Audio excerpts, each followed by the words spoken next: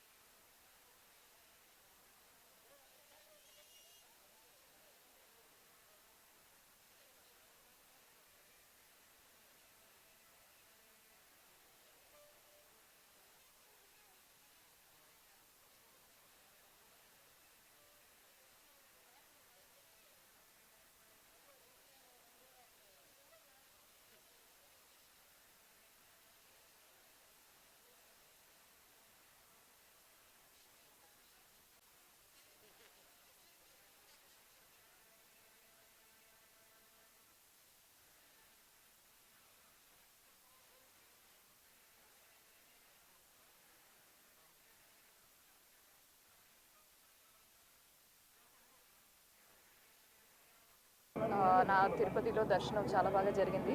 చాలా సంతోషంగా ఆనందంగా ఉంది. ఏంటో తిరుపతి నాకు చాలా క్లోజ్. ఏం చెప్పాలో తెలీదు. బాలాజీ దర్శనం చేస్తే లైఫ్ చాలా బాగా జరుగుతుంది అని నా నమ్మకం.